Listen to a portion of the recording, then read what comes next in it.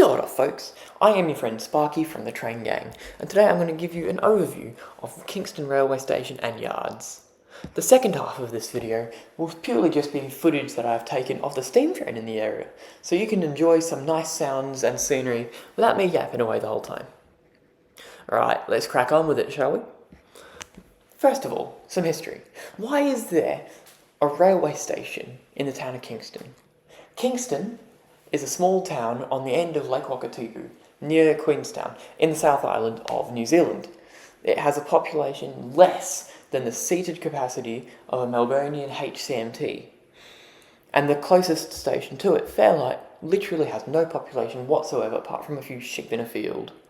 Now, that doesn't make sense at all, does it? Well, let me tell you a story. In 1866, construction began on a standard gauge railway. Yes, you heard that right, a standard gauge railway, to provide a link through the Otago goldfields in the Southlands, which started with a line from the city of Invercargill to Makarewa, where it was soon converted to the narrow gauge, or 3-foot gauge, when the railways are nationalised into the New Zealand Government Railways and were set at this narrow gauge to get through the hilly terrain of the country. An interesting story is that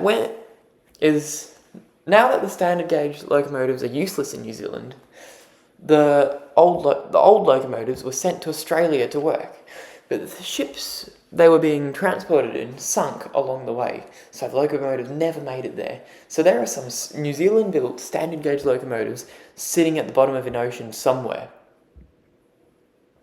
From Makarewa, it's split into two lines.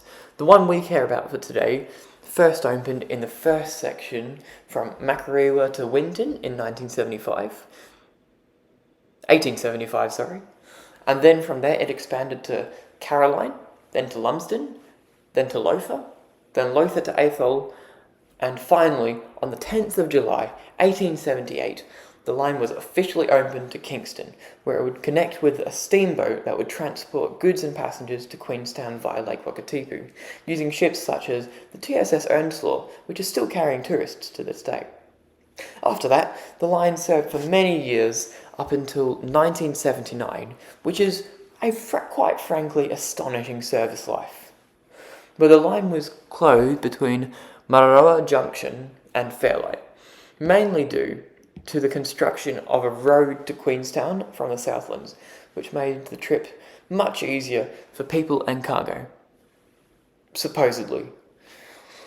The line was closed entirely except for the 12-kilometre run from Fairlight to Kingston, which runs to this day as the Kingston Flyer Heritage Train, more of which coming up.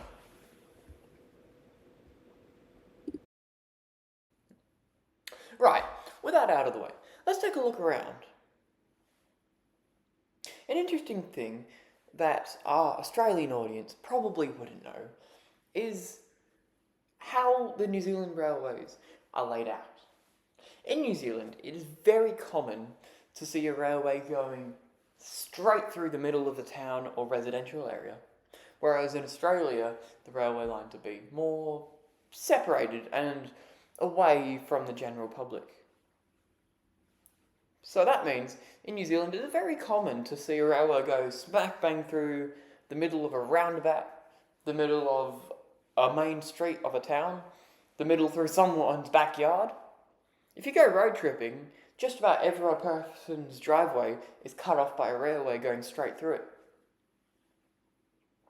Even if you look hard enough, you'll see a railway going across a runway, an active runway no less, and an active railway too. It's crazy. As you can see, a very, let's say, not so protective railway crossing. The LXRP would not be pleased.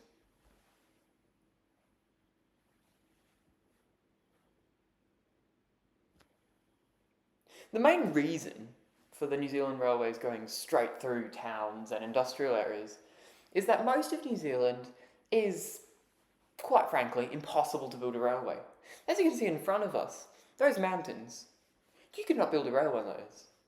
And that's most of New Zealand. So there's only so many places where you can build a railway. Coincidentally, There's also only so many places you can build a town. Right, now we see the yards of the famous Kingston Flyer. First of all, we see a train carriage that is not currently used, but I have been told it is under restoration. And that carriage, just in front of that passenger carriage, is actually for lifting the steam train onto so they can do boiler inspections. And further back, you can just see a turntable that is manually operated, and the steam train barely fits in on. At the end of the video, you'll see that. The steam train you see in the background is a New Zealand Government Railways AB class steam locomotive. These were used for grunt work like small freight and small passenger services along branch lines. Very much like the workhorses of Australia being the J class or K class locomotives, but smaller due to the gauge difference. We can see a water tower and a crane. Now that crane is specifically used for loading buckets of coal into the tender of the steam locomotive. And that crane, interestingly enough, is actually powered by the steam generated from the locomotive's boiler, which we'll see later. And here is our intrepid little high rail vehicle that follows the train wherever it goes, and a TR class diesel hydraulic shunting locomotive, which is still used by KiwiRail to this day. The Kingston Flyer uses this one specifically for shunting duties and possibly track evaluation and maintenance duties. I have been told it is not the most interesting thing to drive and drives like a truck. But still, I would love to give this thing a drive. If anyone knows who I can talk to about driving this, let me know. But it is very similar to my little train at home. Should I paint my little train to be a TR class? I see. And now there we see a little rail inspection vehicle, or as in New Zealand they call, and the way I learnt how to call them, a jigger. Which, to our Australian Gunzel audience, may sound a bit interesting, but that's just the way I heard it, and I didn't hear anything different till I was maybe 12. Apparently this railway races them on special events with the crew, just for a little bit of fun, which is a level of adventure that wouldn't be seen on an Australian heritage railway. Also something that wouldn't be seen on an Australian heritage railway is people under the age of 16 being able to volunteer at the railway, which you are not allowed to do in Australia, but you are allowed to do in New Zealand. Now we see the beautiful green Kingston Flyer train carriages, which are some of my favourite train carriages because of the little balconies on the end of each carriage, which gives you a lovely place to don't sit there, a lovely place to stand and watch the beautiful scenery go by.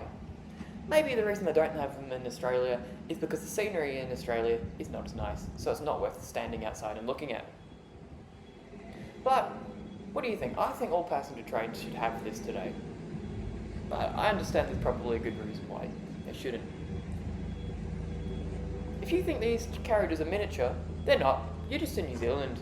The narrow gauge of 3'6" is just so small that they have to cram carriage into it, otherwise it just won't work.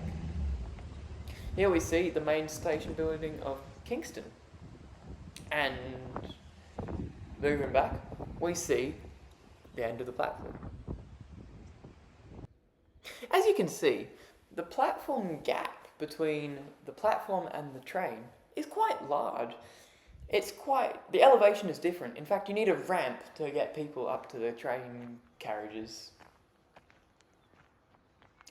Looking at the building, there's the small ticket office that you can buy tickets from, but most people buy online.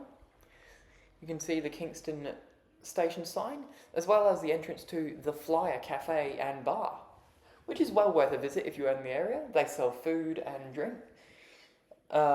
And they are operated by the Kingston Flyer Heritage Organisation. Here's more of it here.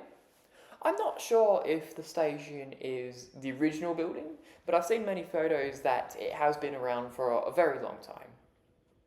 At one point there was a hotel somewhere in this area. I've got a feeling it might have been right in front of us, which no longer is around and was used to house people when they were changing from the train to the ferry.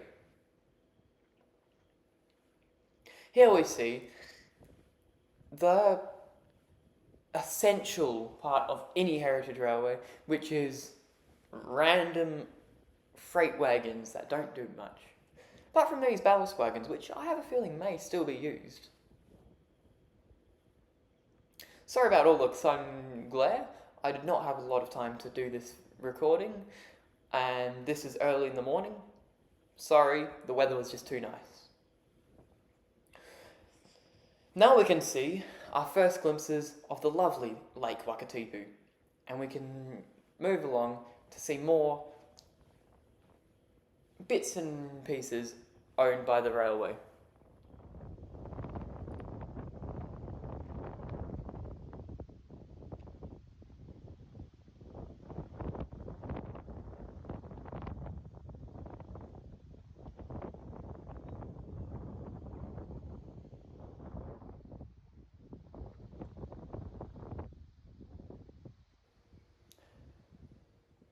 Moving on, we see more of the Lake Wakatipu, as well as, surprisingly, more freight wagons and another carriage that we will talk about in a bit because it is actually fairly interesting.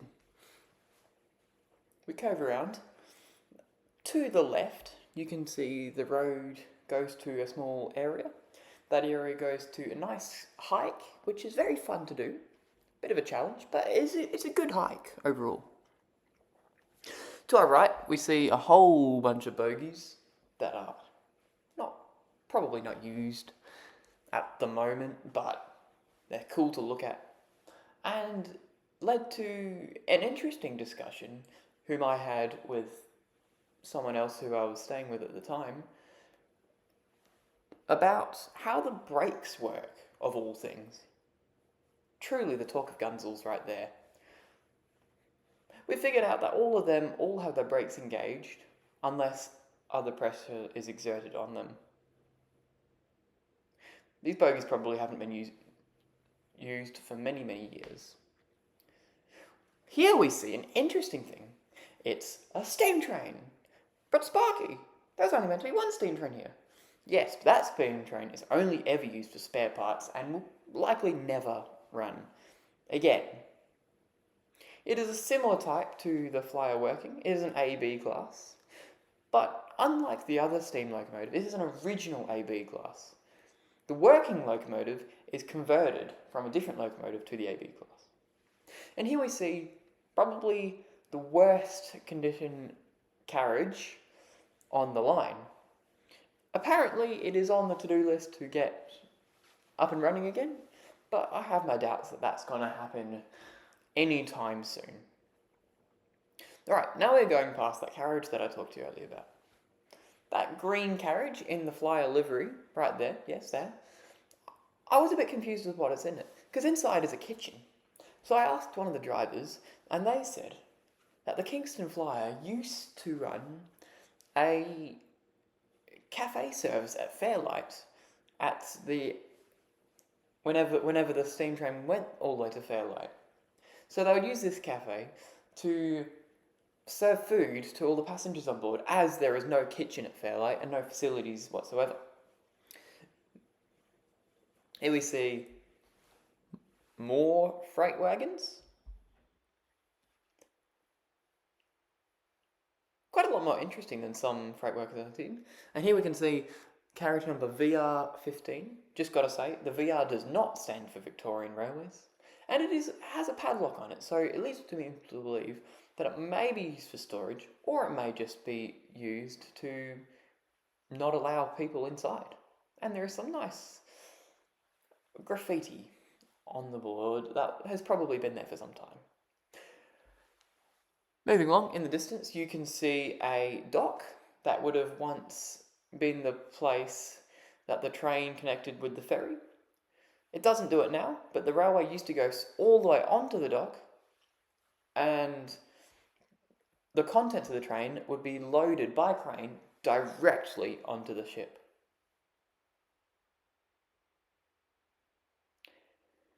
Said ship I've probably been on before. It is very nice. The TSS Earnslaw is definitely worth a visit. Okay. For now, that's probably enough rambling for one video. You've had for 16 minutes now. That's probably enough for any sane human before they completely go off the rails. Pun intended. As you can see in front of us, there is a steam train. It has been loaded up with coal. I'm going to take my leave, and you are going to enjoy some nice New Zealand scenery flying past, as well as a flyer known as the Kingston Flyer flying past. Enjoy! I have been Sparky from the Train Gang, and we'll see you round. Let me know what you want to see next. See ya!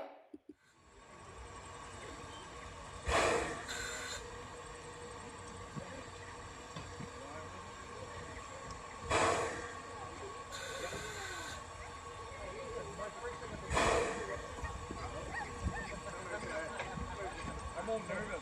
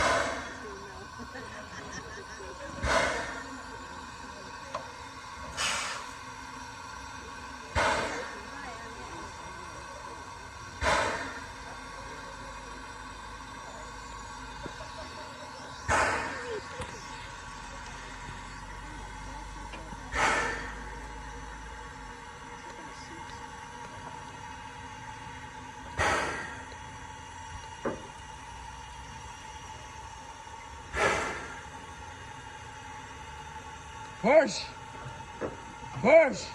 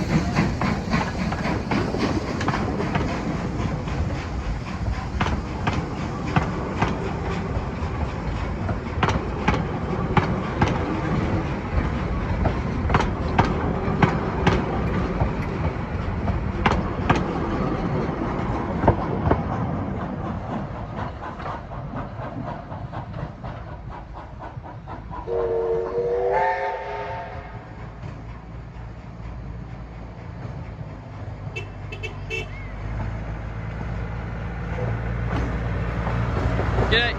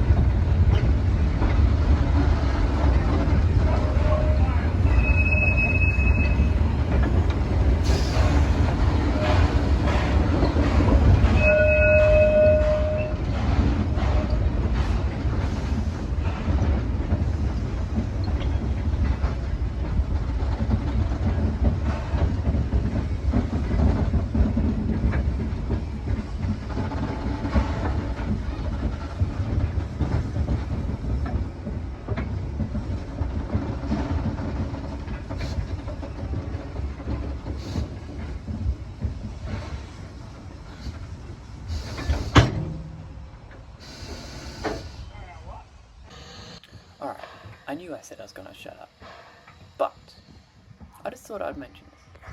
At Fairlight, which is the current terminus, instead of using a turntable to turn the locomotive around, they use a triangle. So the train will go into here, back around this track on our right, and do the same again. And then make its way all the way back to the other end of the carriages. Just a fun fact. Enjoy.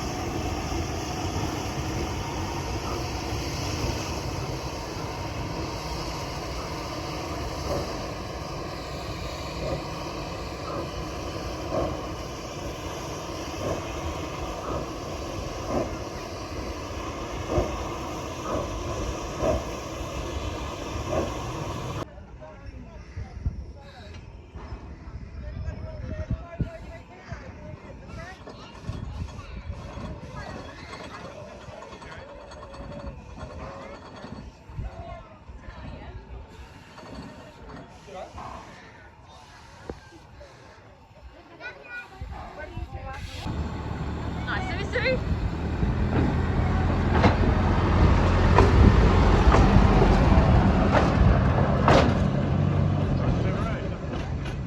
So the driving wheels do the driving.